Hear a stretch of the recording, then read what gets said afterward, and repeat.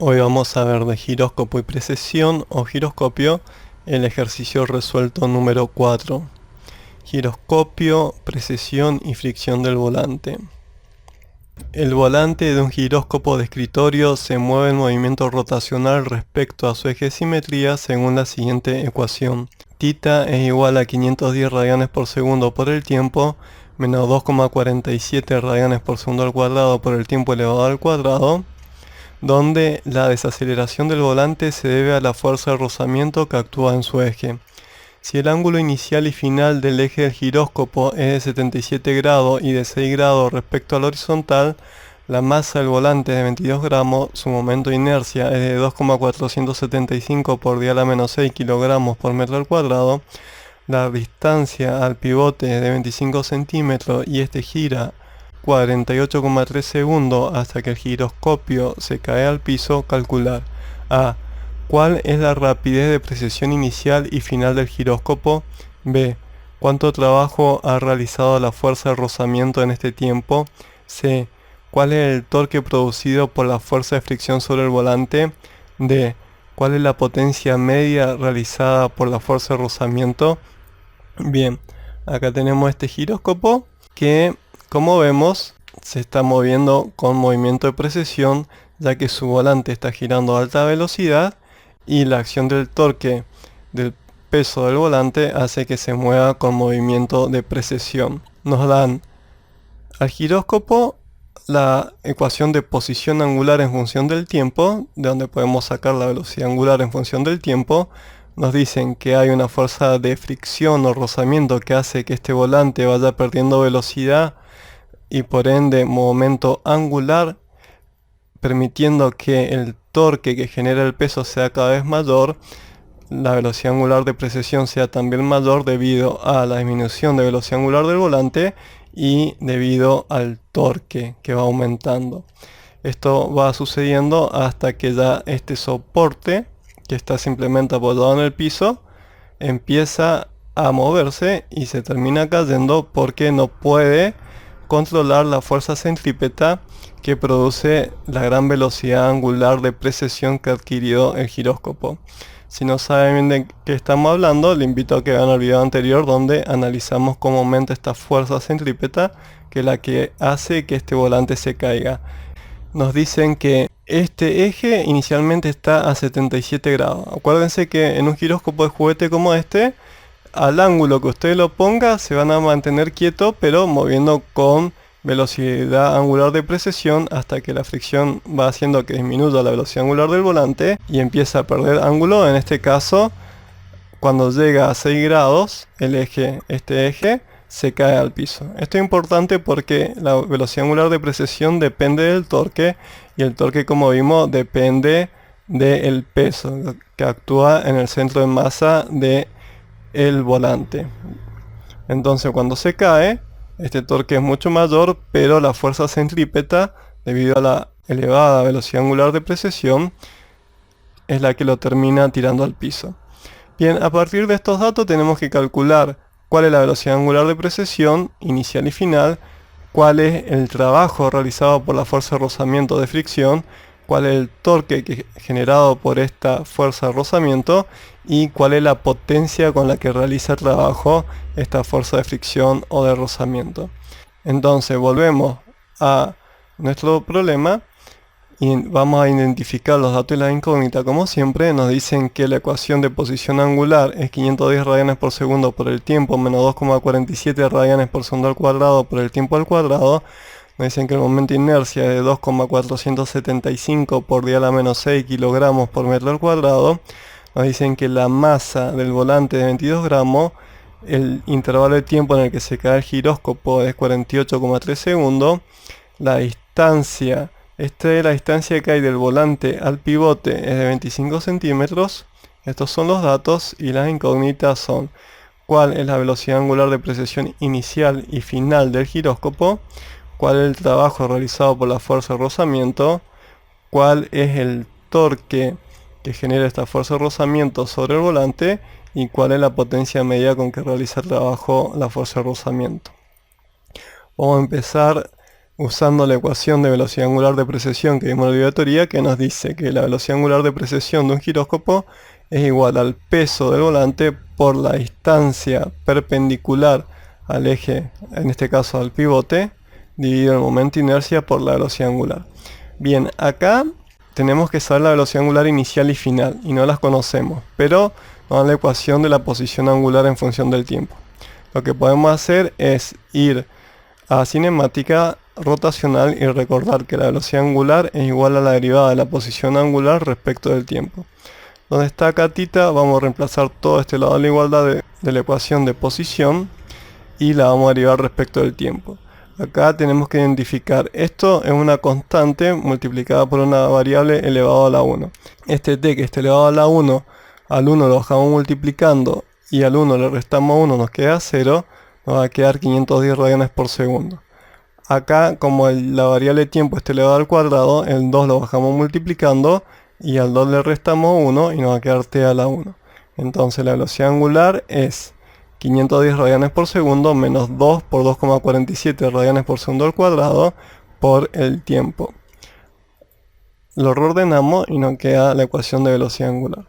Ahora sí, como nos dan el tiempo inicial y final, podemos calcular la velocidad angular del volante para luego introducirla en esta ecuación y poder obtener la velocidad angular de precesión inicial y final. Simplemente vamos a reemplazar donde está la variable tiempo, el tiempo inicial que es 0, y nos va a quedar 510 radianes por segundo menos 4,94 radianes por segundo al cuadrado por 0 segundos, y esto es 510 radianes por segundo. Ahora, para calcular la velocidad angular en el tiempo final, vamos a introducir 48,3 segundos donde está la variable tiempo. Hacemos esta cuenta y nos da 510 radianes por segundo menos 4,94 radianes por segundo al cuadrado por 48,3 segundos. Hacemos la cuenta y nos da que es 271,4 radianes por segundo. Bien, ahora sí podemos usar la ecuación de precesión para calcular las velocidades angulares de precesión. Bien, acá presten atención porque como lo hemos hecho en varios ejercicios, lo vamos a hacer rápido. Pero si se les complica avísenme y hacemos un video o vean los videos anteriores de cómo se calcula el torque. Esta parte de acá arriba es el torque que genera el peso. Entonces donde está la masa, en la masa del volante vamos a reemplazar 22 gramos. Donde está R es la distancia perpendicular del volante al pivote.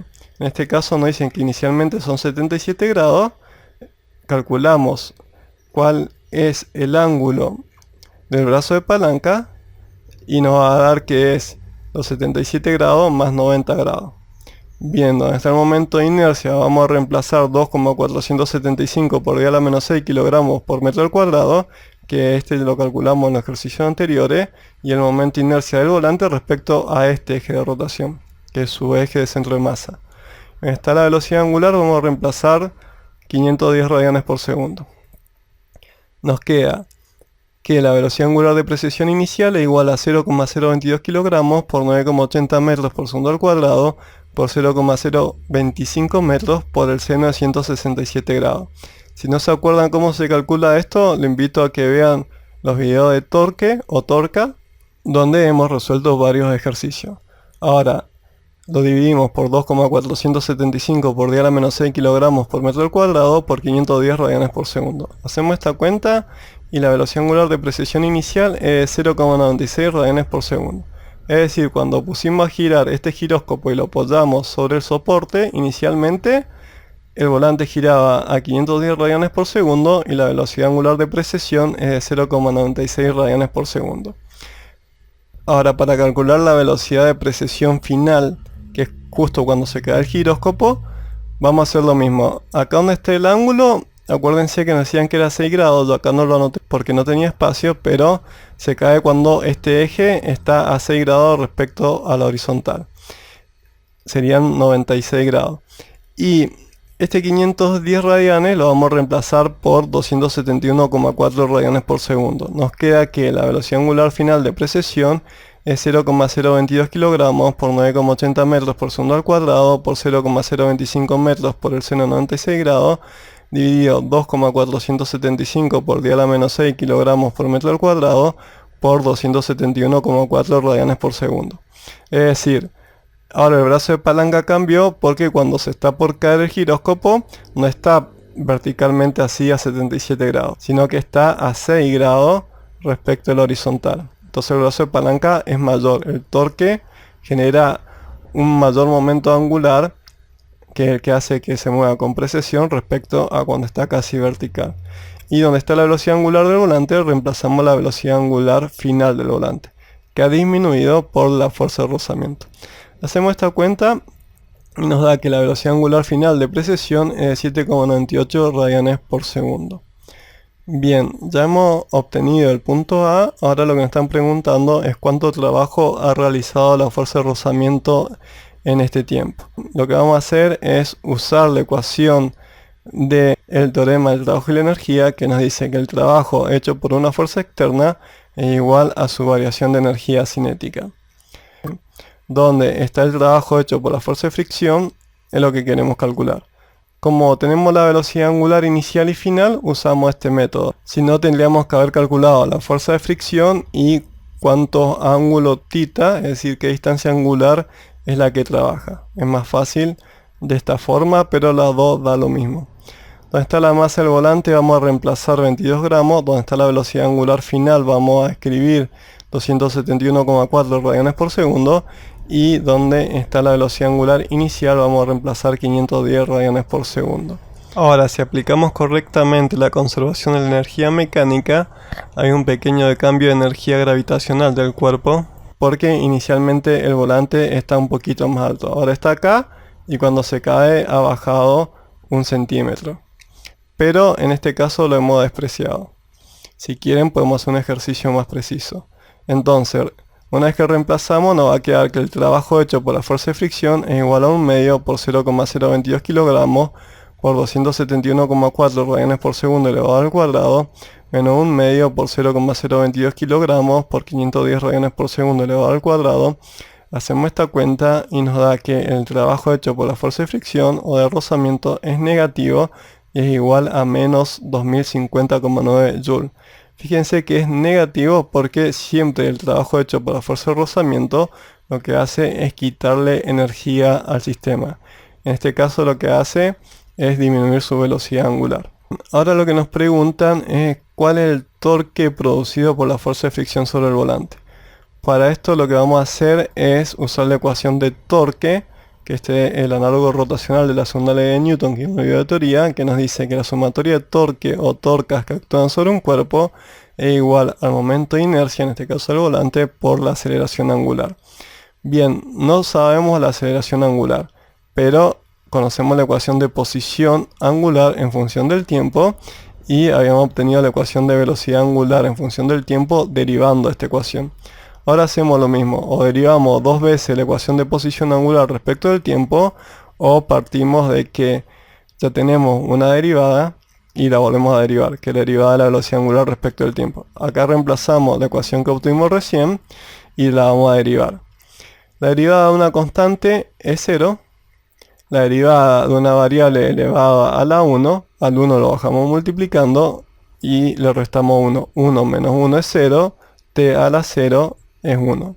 Entonces nos va a quedar que la aceleración angular del volante es de menos 4,94 radianes por segundo al cuadrado. ¿Qué es lo que hace que el volante se desacelere con esta razón de cambio?